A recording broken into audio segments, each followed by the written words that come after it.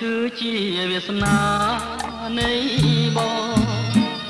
បានជារៀមផ្សងចងក្តីស្នេហាណាថ្លៃសូមអូនមេត្តារក្សាឲ្យនៅមានន័យលួងត្រាយើងខ្សែជីវិតបងរូបអូននឹងហើយគឺព្រំលិខិតចាមក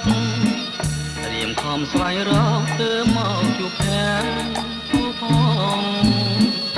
ស្នេហាលាដៃចាប់យើងទាំងពីរតួអង្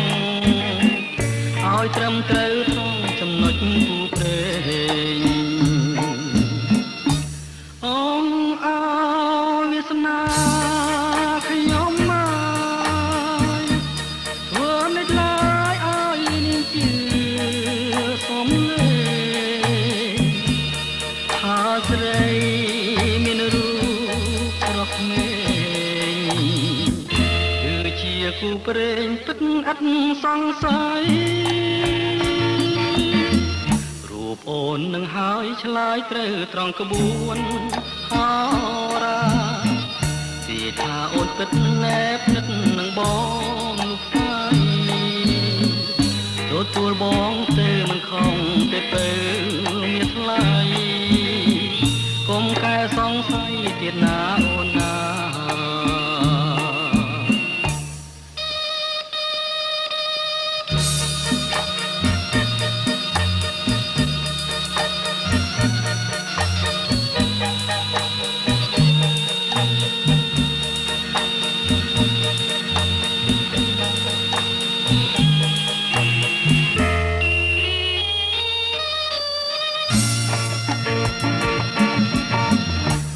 អូននឹងហើយឆ្លើយត្រូវត្រង់ក្បួនហោ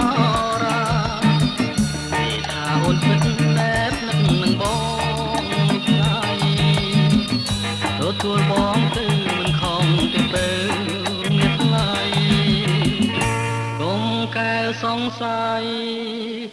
ទៀតណាអូនណា